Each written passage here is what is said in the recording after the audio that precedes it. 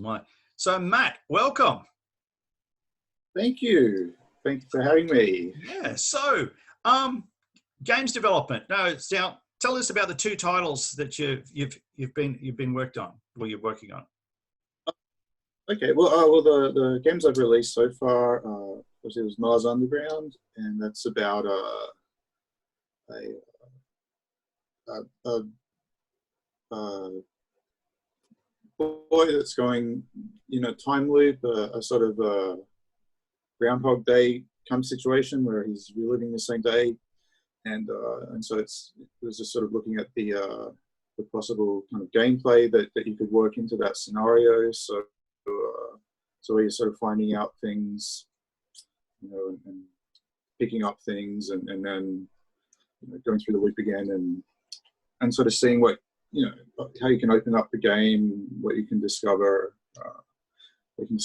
about the nature of the time loop that you're stuck in. And so that was the first game that I released a little over a year ago, and then there's the other game I released a bit at the end of last year, which is called Shadows and Dust, and so that was a very different sort of game. So it's a very short sort of experience. It's kind of dealing with depression and anxiety and suicide, really. So it was kind of with that game, I was kind of just sort of trying to stretch what I could do as a writer and in working in the sort of the games medium. So it's a bit of an experiment in that, and very personal sort of thing that I was doing as well. Well, it's definitely, especially with the second game you were talking about, anxieties and stuff. Yeah. It's something that affects everyone, and I think it's something that it's great that you're actually developing a game that focuses on that sort of thing, because for a long time that was considered almost a taboo, and some people still kind of see that. But bringing attention to that sort of thing, I think it. Especially with so many people out there that do that and don't say anything, things like this people can associate with, and you were saying, personal experience as well. You would bring, in that element into the game, and then people would see that as, okay, well, this is something I can relate to, and I think it's more power to you for creating something like that, and bringing that sort of awareness within a game. I think that's it's really important. Yeah. Well, I think also it's something that it's sort of approached a lot in other all other sort of art forms, like writing or music, or with these sort of topics, and it's just interesting that definitely in the last few years that it's kind of something that people are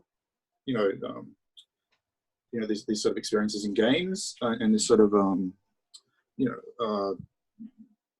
creative expression of this sort of personal that I don't know, it's just it's still kind of an interesting sort of new sort of area of games, really. It's all I don't know.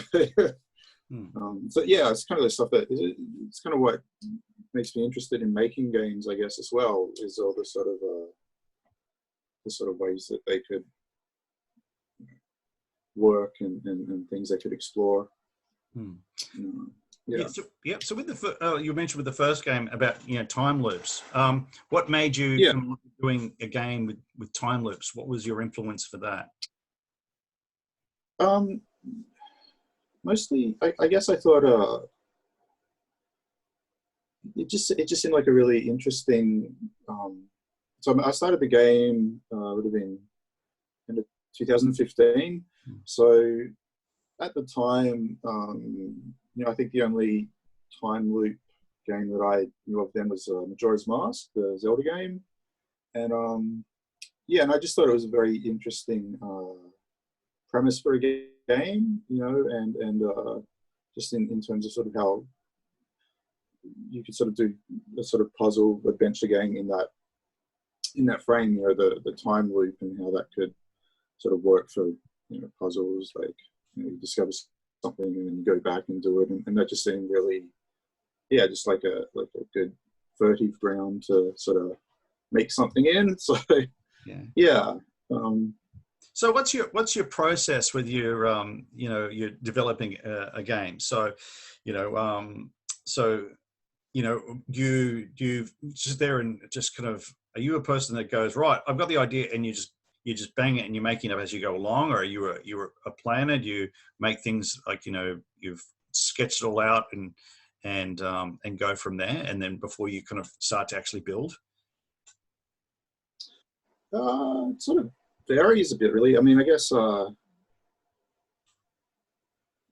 yeah. I mean, I guess I sort of do plan. Like, I do a lot of just thinking and brainstorming, and just, you know, I guess I try to write down everything that I think of. And so I just watching TV or playing some other game, or just, you know,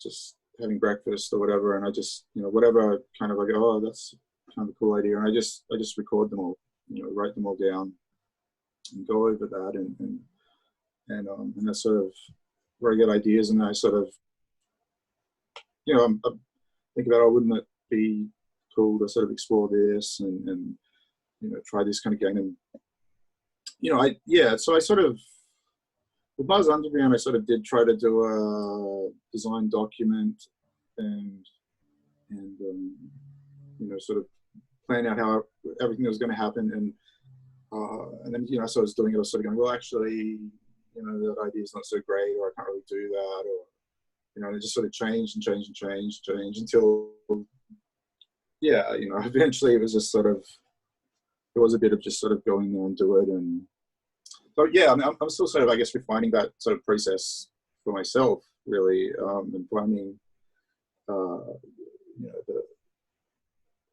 you know, the best way to do it, like how much, you know, because it is, you can't, it's not like a game that's sort of a few too many kind of pieces that you're putting together to sort of do it without some kind of pre-planning and thought. But then, yeah, you know, as you start doing it, you start go, oh, well, actually, well, you have better ideas, and, you know, you're actually making it, and then you're sort of seeing it, you know, you play it, testing it, and it's, yeah, I don't know, it's a real, yeah, I mean, I'm working on another game at the moment, and it's really, you know, I just have just sort of a sketched out ideas of how I want things to work, and then it is actually very kind of improvised. So what I'm doing at the moment. Okay. So yeah, yeah, so that early processing part. So developing stuff, like, you know, I think some people would be interesting to see, because people use so many different things. You know, what sort of software did you use to kind of you know, make both games, or even the third game, or are you using different software? You know, how you developed that part? yeah. Well, I mean, I think, I mean, for me, it's it's just about, it's important, you know, because I am just working by myself, and so it's important to be able to kind of be able to make things at a decent sort of speed, I guess. So, I mean, definitely, in the past, you know, I've gone down the rabbit hole of, you know, sort of trying to write things from scratch, and so yeah, so, you know, sort of, so for Mars Underground, I used the RPG Maker.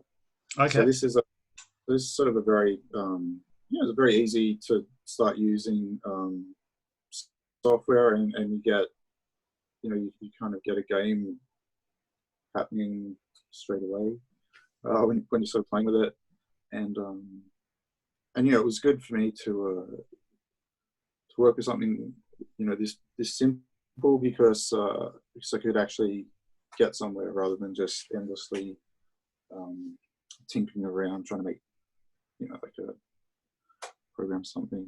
myself from Mm. scratch. So Mars Underground was made in RPG Maker, and then so for Shadows and Dust, I worked with in Unity. So I sort of it was it was a little bit more technically involved that way, and so that was Unity, and it used there's a great tool for creating interactive fiction called Ink. So I sort of had it hooked into that, and I also used WWise, which is a really great audio and music program for where you can create kind of interactive dynamic music scores, so the music kind of shifts with what's happening in the game. Mm. And so for the game I'm making now, I'm using a program called Small Game Builder, which is also very simple, and it's like it's very much like RPG Maker, but it's all 3D, and you can export the game out to a Unity project, and then you can spruce it up, do all Fantastic. lighting and filters and things, and Yeah. So I guess I kind of use just all whatever really. Yeah. Yeah, well, that's what you hear a lot with. It's always interesting to hear how other people kind of develop things, because usually some people who are first introduced to something, they go, oh, do I just use this? And it's like, no, you can use whatever it is that's going to get you to the end. And your first product may be totally different to the second product because you're using something else, and also your own experiences and what you're actually comfortable with, and also what you're trying to achieve, especially if it's something that you need to getting something out depending on how much time you have. Like how much, like with the first and second game, what was the time from kind of like start to it being published? How long did that take? Mars Underground ended up being like 3.5 years. Yeah. And when I started, I was like, it was just like 6 months or something. Is what I thought. I'd spend on it, but yeah. So, but I mean, there's a lot of other things happened in my life there. I had a kid, and so that certainly slowed things down too. And reality kicks in. Life stuff, yeah. But it also, no matter, I can always underestimate how long things are going to take with games, and and I try, do everything like to try and make it. So it's the big hurdle in making games, I would say, is that finishing it. Is having something where you can actually get to the end, and that's the big one, really. Now, was this always like a childhood dream of yours? Like when you're growing up and gaming? Like what sort of games were you playing when you're growing up, or even now? So. Yeah, well, I mean, I guess, probably the first games that I played that made me go, I want to make games, would have been like the LucasArts games, like Monkey Island. That would have, that would be my, I want to write games like this. So especially like the sort of the dialogue, the conversations. You can sort of choose what your character says. I'm very into the dialogue trees, so they're generally kind of at the center of what I do still. That kind of writing, that sort of writing a branching conversation is something that I'm into, and that's sort of. Yeah, I've noticed you mentioned writing several times. So is writing kind of always been your passion? Yeah. Especially growing up, I was more into writing. I think and then music as well. And sort of making games. I guess. it, that's a sort of a thing you could do seriously. When I was a kid, it wasn't really. It was sort of, it was sort of something that happened in big studios overseas, and the idea that you could make your own games, sort of. It was sort of it was like a thing. It was like maybe that's a dream, but it's sort of an impossible dream. Until Yeah, a lot of people they kind of see that. Well, they see it as it's just out of reach, because they might look at a AAA title like your Halos or your Call of Duties or your Super Smash Brothers or something like that, which is made by hundreds of people with massive budgets, and they see that. But it's like, well, you can make other games and other things that achievable. It will take you time to do it.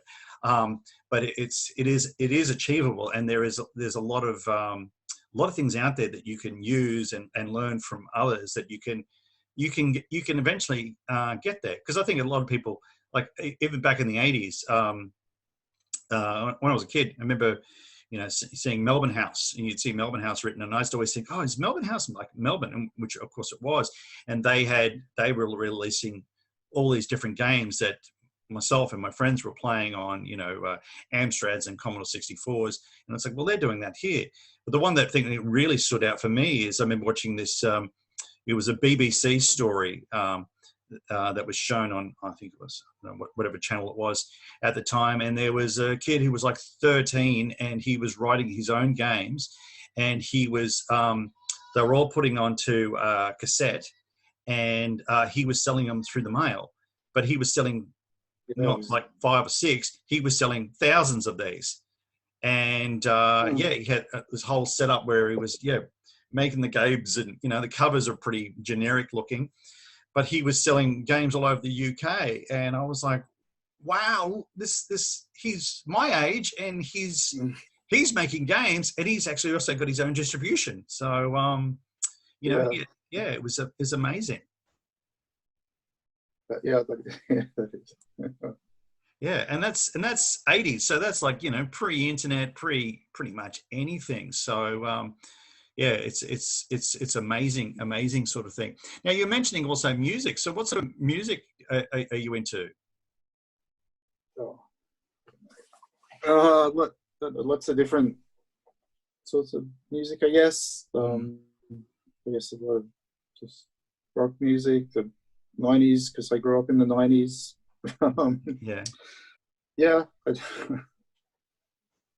Anything that really kind of sticks out? Like when you're working on something, do you have music playing in the background? Is there do you have your own like soundtrack? Actually kind of like just silence. I don't know. I don't.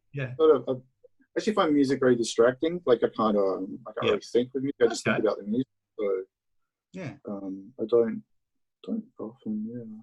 Oh, well, that's interesting, because the reason why I ask that is because so many people have so many different development styles, and some people, it's like when people do homework, some people go, I've got to have the TV on, or I've got to have this music on to motivate me. Other people like yourself go, no, I want it quiet. I don't want to hear anything or whatever it is. That's how they work. So that's kind of very, very interesting to kind of get your take on it, because it's all different. So just a little bit off tack, and I usually ask people, okay, what games have you watching at the moment? What games you've been playing at the moment? What movies have you been watching recently? Any kind of favorites? And what sort of pop culture thing are you into? Are you into Star Trek? You're into Stargate? Are you Lord of the Rings, Game of Thrones, all that sort of stuff? So we'll start off. What games you're playing at the moment? I've been finally playing Kentucky Route Zero. Because that's on the Switch now. So I only really do any gaming on the Switch, because I don't get to take over the TV at home anymore. I've been playing a bit of that. yeah, no, but yeah, I've been sort of just trying to get into a lot of the sort of indie games and things that have come out in the last decade that I haven't gotten around to playing. Sort of for research almost. Yeah. How about recent movies or TV shows you've been kind of really? Yeah, I don't really get much time to. Usually, because usually too busy time developing. Well, that's kind of like the point I was kind of getting at. Because usually when I ask someone who's developing something, either if they're part of a group or they're indie developer, doesn't matter if it's games or building an app or they're doing a film and that. And I go, so what games you playing? And you can see them like thinking like, have I actually been playing any games? And then I go, what movies? And they're like, I'm too busy. I'm working. I'm doing what I need to do. Yeah. I mean, mostly just playing my own game that I'm making and sitting in silence while working on it, I guess. Like, is that, Yeah. Well, that's exciting. Yeah, well, that's the thing is, and it's a common question I hear about with people who are going into it, or they're even just trying to see what other people are doing, how their styles are, because everyone is different. Like I've known of people who, when they're developing something and they've got their laptop, they're actually outside. They're actually in the backyard. They like to be maybe a little bit of sun or a bit of shade on them with cool air, and they're outside. Or others are like, no, I need to be in a room that's totally dark. The only light is coming off the screen. Hunched over, which I know it's bad for my back, but I'm still doing it. And I'm drinking, tons of water, or I'm they're a cup of soup type person, and these are all their habits and what they do. And I always find that kind of very interesting to see, what people do. 'Cause, like, it's some people always who outside of it, they may be just a consumer of the product, or maybe even not, and they kind of look at okay, what sort of clothes they're wearing and all that sort of stuff. Like, I remember with Steve Jobs, people used to always talk about, oh, he wears the same clothes all the time, or he wears this, and it's like, well, with a lot of people in technical careers, a lot of the time their uniform is the t-shirt and the jeans, and the runners. So, and for some people, especially those who in corporate environments, there's many I've come across. They find that absolutely fascinating that you're able to wear those sort of clothes, but also the expectation is. I remember turning up one place. I wore a tie, and they were looking at me going, "Why are you wearing a tie?" I'm like, "Well, you're all wearing ties," and they're like, "Yeah, but you're IT. Yeah, you're an IT sort of person." I'm like, "Okay, all right, well, I'll take the tie off." So, it was an expectation, and in some ways they would, they'd be disappointed if you weren't wearing this. No, IT is meant to be just casual clothes, isn't it? It's a weird. I know. Expected and All right. Well, I just want to say thank you very much for your time, Matt, today to talk about some of your processes, what kind of influences you, and that's the thing. We will put make sure that there's links and everything else so people can check out your game. Go out and get that game if you're viewing this or checking out for the first time. Follow him on social media, and then we'll be doing little updates here and there through social media that of anything new that he's doing. And everyone should be out there supporting their their local developer or their or just simply download it, check it out. If it is something you like, that's fantastic. But I think that you won't be disappointed. So, on behalf of the event and also Cause and Effect Gamers, I would like to thank you, Matt, for your time for today. Thank you for having me. And I also want to say that Mars Underground is completely free to play online at the moment until the 14th of July. Okay.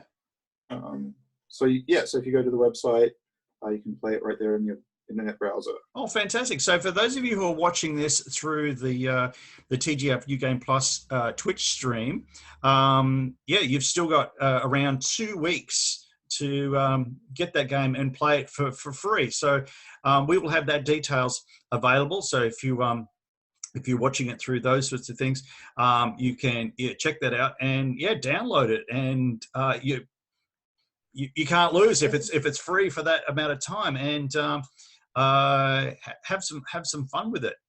So that's good to know.